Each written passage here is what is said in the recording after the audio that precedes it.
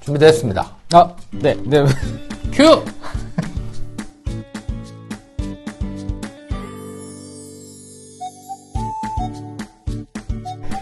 주생목 시즌 4 우리 네 번째 시간. 네 번째 시간입니다. 박수로 하나 껴. 그럼 오늘은 뭡니까, 무슨? 지난주까지 해서 다 끝난 건데.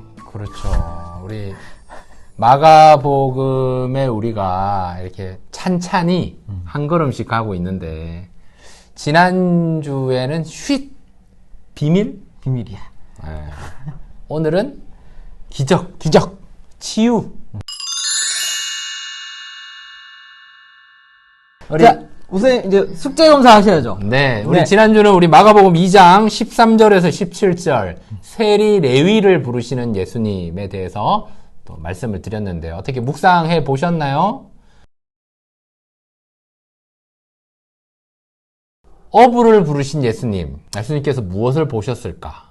오늘 마가복음 2장 14절에도 알페오의 아들 레위가 세간에 앉아있는 것을 보시고 예수님께서 나를 따르라 이렇게 말씀하십니다. 저는 어떤 의미에서 세리는 그 시대 때 소외받는 계층, 사람 취급받지 못하는 계층, 그 아픔을 우리 주님께서 보시지 않았을까. 아픔 가운데서 정서적으로 심리적으로 굉장히 다운되어 있는 그 모습 주님께서 보시고 내 손을 잡아라. 너 그래도 사모함이 있지 않느냐. 그래서 자영업자를 부르신 예수님의 그 어부의 모습은 자영업자는 실패하면 돌아가서 어부만 있으면 다시 먹고 살 수 있거든요. 근데 공무원은 이 시대 때 돈을 많이 벌었는데 예수님 따라가면 사표 쓰면 다시 못 돌아오거든요. 그럼에도 불구하고 순종하며 반응했던 이유는 그 아픔과 상처를 우리 주님께서 터치해 주신 것이 아닌가라고 저는 묵상을 했습니다. 목사님 뭐 묵상하셨습니까? 저는 이제 17절 말씀에 건강한 자에게는 의사가 쓸데없고 병든 자에게라 쓸데있다. 근데 아까 이제 녹화 시작하기 전에도 이제 종사님이랑 말씀을 나눴는데 여기에 이제 빠진 단어가 있다. 그게 뭐냐? 자칭이라는 단어다라는 이제 얘기를 좀 나눴어요. 그래서 자칭 의사 그리고 자칭 의인 이게 아니라 우리는 모두 병든 자고 또 죄인으로서 주님이 필요한 존재다. 항상 우리는 그러니까 나 중심적으로 생각하는 게 병인 것 같아요. 병든 자, 그렇죠. 그리고 나 중심적으로 생각하는 게 죄인 것 같고. 그렇죠. 그래서 내 기준이 아니라 조금 마음을 열어놓고 또 하나님의 마음이 어디에 있는지를 좀 초점을 두고 또 이렇게 갇혀있고 고정된 생각이 아니라 조금 그런 부분들을 허물고 좀 벽을 좀 낮추면 좋겠다. 네. 그래서 노목TV 채널은 자칭 의인 채널이 아니라 노목TV 채널은 스스로 우리의 죄를 돌아보는 겸손한 채널. 겸손한 채널. 그렇지만 여러분이 구독과 좋아요를 눌러주시면 좋은 채널. 아멘. 오늘 제가 너무 막 나갑니까? 오늘은 네, 그래서 오늘은 마가복음에 나타난 기적에 대한 이야기를 좀 해보려고 합니다. 치유. 기적, 치유. 네. 네. 하나님의 역사. 병고침. 저는 늘 그렇게 생각합니다. 기적은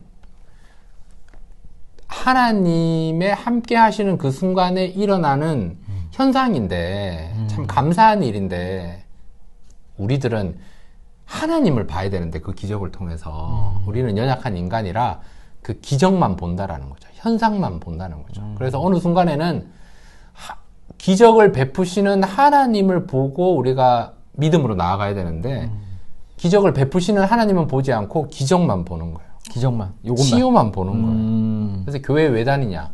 하나님 사랑하니까. 하나님께 영광 돌리기 위해서 우리가 교회를 다녀야 되는데 교회를 다니는 목적이 기적 때문에. 네, 기적 때문에, 치유 때문에. 신비한 일과 네. 이런 걸 경험하기 위해서.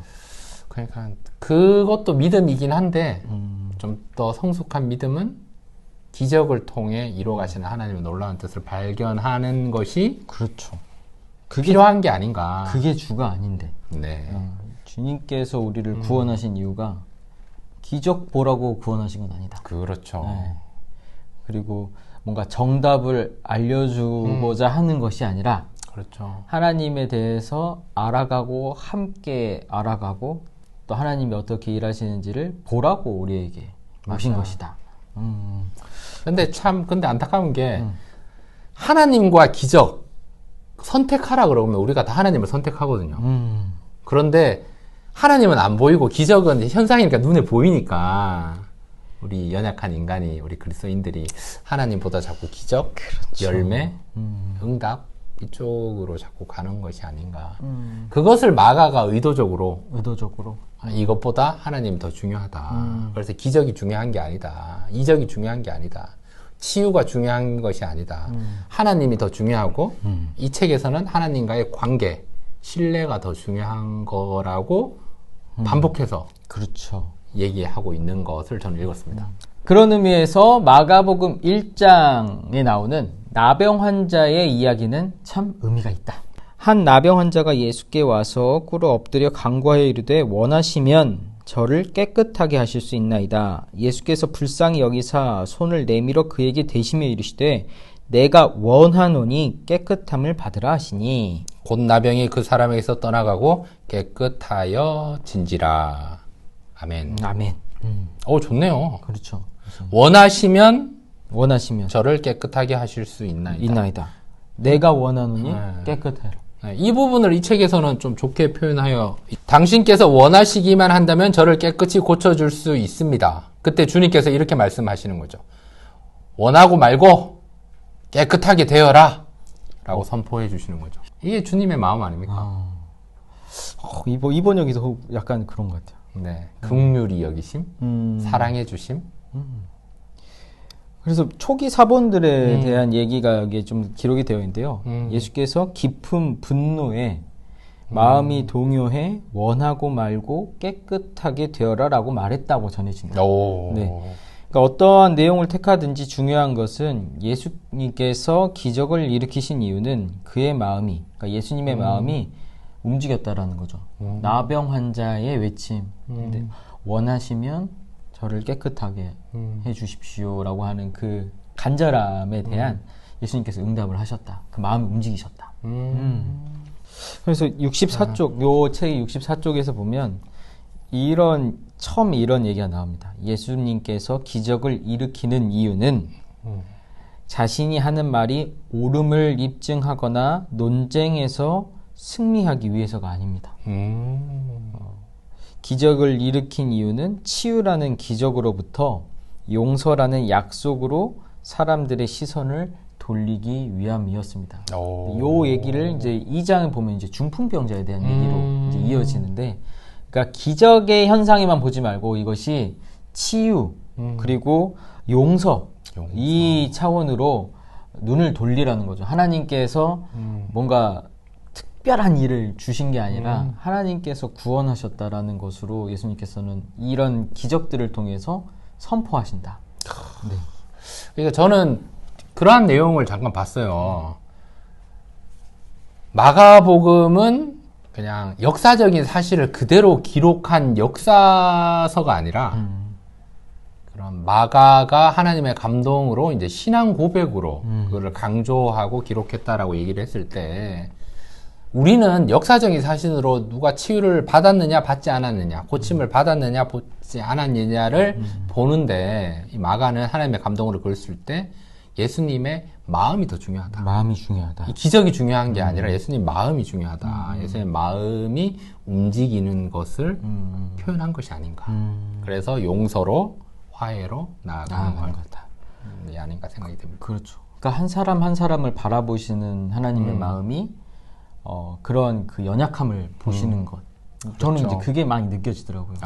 연약함을 보시고 움직이시고 때로는 그 연약함에 분노하시면서 그렇죠. 네, 내가 너 고쳐줄게 이렇게 선언하시고 고쳐주시는 거 아닌가. 네.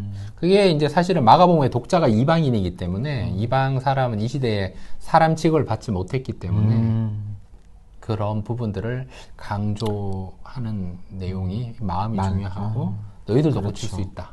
고칠 수 있다. 너희들도 고쳐질 수 있다. 회복될 수 있다라는 것을 이야기하는 것이 아닌가.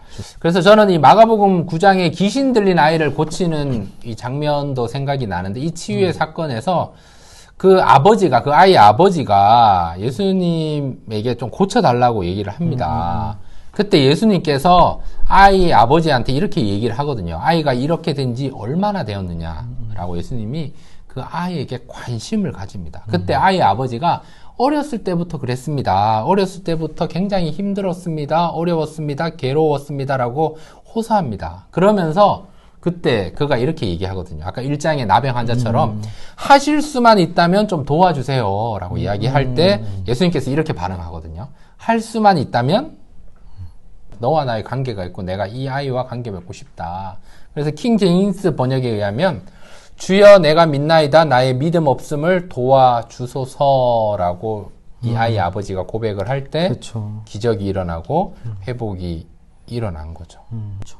그러니까 이 얘기 직전 상황을 보면 이 아이를 데리고 오거든요. 그렇죠. 아빠가 네. 누구한테? 제자들한테. 그렇죠. 제자들한테 데리고 와서 고쳐주세요 했는데 제자들이 못 고쳐요.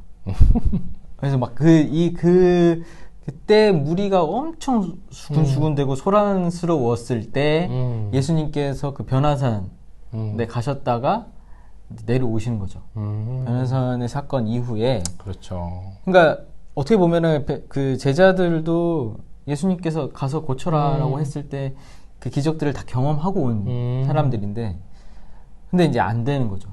중요한 것은 그들이 여기에서 그 무리들과의 관계나 신뢰를 온전하게 가지 못했다. 그렇죠. 그러니까 예수님으로부터 받은 능력과 우리 주님께서 이런 능력을 나에게 주셨다가 아니라 자기의 힘으로 자기의 기준으로 될 수 있는데 왜 안 되지? 이제 이렇게 해서 이러한 기적이나 치유가 일어나지 않았을까. 그래서 예수님께서 할 수만 있다면 그렇죠.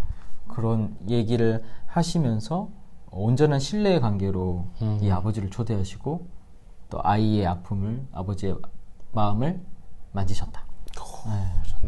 그래서 이 책의 73페이지에는 이런 내용이 있습니다. 모든 것을 바꾸실 하나님, 인간이 살아가는 조건들을 영원히 변화시키실 하나님, 그 하나님 우리가 이해하는 권력과 힘 너머에 계시는 분이십니다. 그래서 이 하나님께서 믿음을 강요하거나 논쟁의 종지부를 찍는 분이 아니고 끊임없이 신뢰와 관계를 요구하시는 분입니다. 그래서 저는 오늘 이렇게 결론? 마무리를 내려본다면 기적보다 기적을 베푸시는 하나님께 집중하라. 아멘. 근데 이 책에서는 기적보다 그 예수님의 마음, 기적을 행하시는 하나님의 마음에 좀 초점을 맞춰라. 아니, 기적보다 우리와 관계 맺기를 원하시는 그러니까 하나님과 신뢰, 관계로 나아가라. 그래서 이 책 맨 마지막에 이렇게 조언을 하는데요. 요게 우리 마무리가 되면 좋을 것 같습니다. 네. 16세기 스페인의 영성가 십자가의 성 요한이 가르멜의 산길이라는 책에서 기도 중에 일어날 수 있는 낯설고도 신비로운 사건에 대해서 언급하면서 이렇게 이야기를 합니다. 기적에 너무 신경 쓰지 마십시오. 기적을 너무 기대하지도 마십시오. 그렇다고 기적을 거부하지도 마십시오. 기적은 그냥 가끔 일어납니다. 그러면서 이제 기적은 그냥 일어나며 그 이유는 오직 그리고 온전히 하나님만이 하신다. 이제 이렇게 해서 이 요한이 정리를 합니다. 너무 좋네요, 내용이. 기적에만 집중하지 마라. 현상에 치우치지 마라. 그렇다고 기적을 너무 거부하지도 마라. 네, 거부하지도 마라. 좀 기대하는 것도 필요하죠. 그렇죠. 기도하고 기대하면 기적이 일어난다. 일어나니까 이거 중요하죠. 그렇지만 기적을 베푸시는 하나님, 또 베푸시는 하나님 그 마음, 또한 신뢰 관계가 더 중요하다. 그래서 바라기는 여러분이 다 기적의 주인공이 되면 좋겠습니다. 네. 그래서 마가복음 같이 읽어 나가면서 그 예수님과 관계하는 그 모든 사람들의 심령, 마음을 좀 헤아려 보시면서 읽어 보셨으면 좋겠고, 또 주님께서 그들을 바라보는, 우리가 계속 지금 이제 바라보시고 또 함께 가자 얘기하시고 하시는 예수님의 그 마음이 한번 좀 느껴보시면 좋겠다. 아멘. 그런 의미에서 목사님 오늘 또 숙제 내주셔야죠. 숙제는 마가복음 3장입니다. 마가복음 3장 1절에서 6절까지 말씀. 우리 한 절씩 교독하겠습니다. 주님, 감사합니다. 예수께서 다시 회당에 들어가시니 한쪽 손 마른 사람이 거기 있는지라. 사람들이 예수를 고발하려 하여 안식일에 그 사람을 고치시는가 주시하고 있거늘 예수께서 손 마른 사람에게 이르시되 한가운데 일어서라 하시고 그들에게 이르시되 안식일에 선을 행하는 것과 악을 행하는 것, 생명을 구하는 것과 죽이는 것 어느 것이 옳으냐 하시니 그들이 잠잠하거늘 그들의 마음이 완악함을 탄식하사 노하심으로 그들을 둘러보시고 그 사람에게 이르시되 내 손을 내밀라 하시니 내밀매 그 손이 회복되었더라.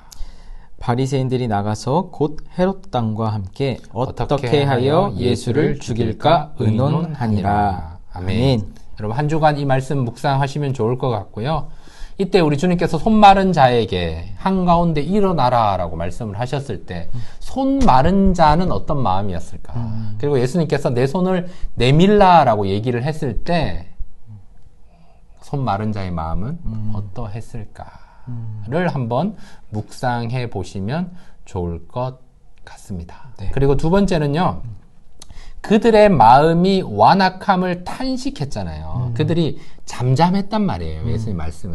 안식일에 선을 행하는 거 뭐 좋으냐라고 했을 때 잠잠했을 때 주님께서 완악함을 탄식했다라고 표현하고 기적이 일어났을 때 바리새인들은 예수를 죽일까 의논했는데 왜 그랬을까? 를 한번 묵상해 보시면 우리들의 모습을 발견할 수 있지 않을까. 저는 개인적으로 이 말씀 읽을 때마다 네. 안식일이라고 하는 그 기준에 갇혀서 만약에 예수님이 그 기준에 갇혀 계셨다면 어떤 일도 일어나지 않았을 거다. 그러니까 마음도 네. 헤아리지도 못하고 우리가 생각하는 그런 일들도 일어나지 않았을 것이다.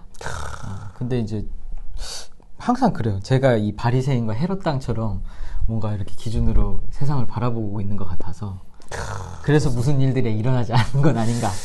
그래서 이 묵상을 노미 목사님이 잘 묵상하시고 다음 주에 잘 나누어 주실 것 같습니다. 기대가 됩니다. 잘해보겠습니다. 손 마른 자 이야기.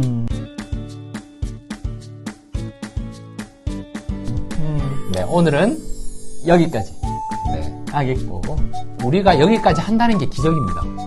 그쵸, 네 번째니까요. 이게 나가는 게 기적이고 여러분이 구독을 안 누르는 것도 기적인데 우리는 전혀 개의치 않습니다. 거기에 하나님의 마음과 여러분의 마음을 생각하기 때문이죠. 네, 한 주도 평안하시고 저는 휴가 다녀오겠습니다. 잘 다녀오십시오. 네, 한 주도 평안하시고요. 다음 주에 뵙도록 하겠습니다. 녹화는 사전 녹화로 진행되니까 네. 여러분, 다음 주에도 주샘묵은 찾아옵니다.